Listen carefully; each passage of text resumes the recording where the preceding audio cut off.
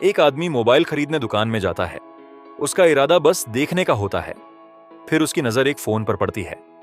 कीमत 85,000 रुपए। वो तुरंत सोचता है, इतने महंगा फोन, रहने दो। तभी सेल्समैन मुस्कुराकर कहता है, सर, सिर्फ 3,200 रुपये महीने की ईएमआई। और अचानक वही फोन सस्ता लगने लगता है। फोन वही है, कीमत वही है, लेकिन दिमाग अब 85,000 रुपये नहीं देख रहा। दिमाग सिर्फ 3,200 रुपये देख रहा है। यहीं से ईएमआई का ट्रैप शुरू होता है।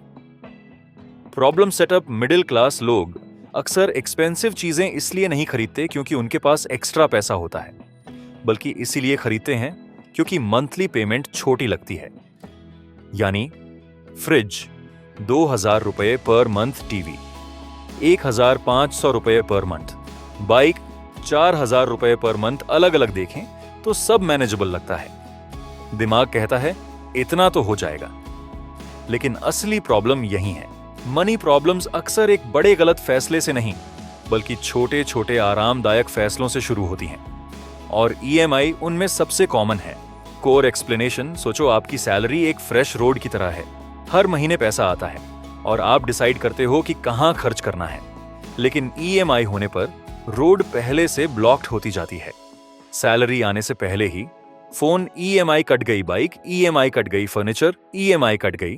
अब पैसा टेक्निकली आपका है, लेकिन प्रैक्टिकली पहले से बटा हुआ है। यही कारण है कि बहुत लोग सैलरी बढ़ने के बाद भी फाइनेंशियली फ्री फील नहीं करते, क्योंकि इनकम बढ़ती है लेकिन कमिटमेंट्स उससे तेज बढ़ जाते हैं। 90,000 रुपये एक साथ देना पेनफुल लगता है, और यही पेन यूजफुल है, क्योंकि वही पेन पूछता है, क्या मुझे सच में इसकी जरूरत है? लेकिन 3,000 रुपये मंथली पेन नहीं लगता। और जब पेन छोटा लगता है तो सोच भी कमजोर हो जाती है। यही ईएमआई की साइकोलॉजी है। दिमाग प्रेजेंट कंफर्ट को फ्यूचर बर्डन से ज्यादा इंपॉर्टेंस देता है। आज खुशी चाहिए, कल का प्रेशर बाद में देखेंगे। मान लो दो दोस्त सेम फोन खरीदते हैं। पहला कैश में खरीदता है, दूसरा ईएमआई पर। आज दोनों बराबर लगते हैं, लेकिन अगले महीने डिफरेंस शुरू हो जाता है। पहला फ्री है, दूसरे के ऊपर 11 महीने बाकी हैं, यानी फ्यूचर इनकम पहले से बंध चुकी है। फाइनेंशियल फ्रीडम अक्सर दिखाई नहीं देती, लेकिन डेट क्वाइटली चॉइसेस कम कर देता है। फिर धीरे धीरे दूसरा ट्रैप आता है। एक और ऑफर, एक और प्रोडक्ट, एक और इजी ईएमआई। और यही सबसे डेंजर स्टेज है, क्योंकि एक ईएमआई दूसरी ईएमआई को बुलाती है।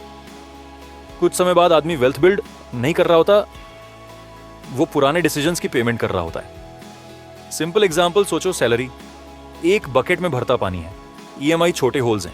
हर होल छोटा लगता है, लेकिन कई होल्स मिलकर बकेट को भरने नहीं देते। पानी आता रहता है, लेकिन लेवल ऊपर नहीं जाता।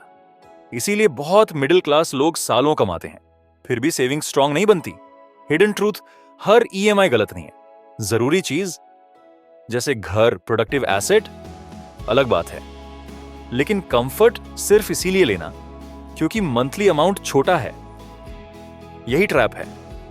क्योंकि ईएमआई ये नहीं पूछती क्या आप ये खरीद सकते हो, ईएमआई पूछती है क्या आप आने वाले महीनों तक पेमेंट झेल सकते हो।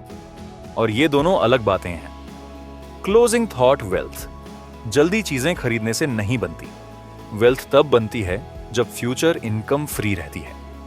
अगली बार ईएमआई लेने से पहले सिर्फ एक सवाल पूछो, क्या ये चीज मेरे फ्यूचर को मजबूत करेगी या क्वाइटली उससे पैसा खींचेगी?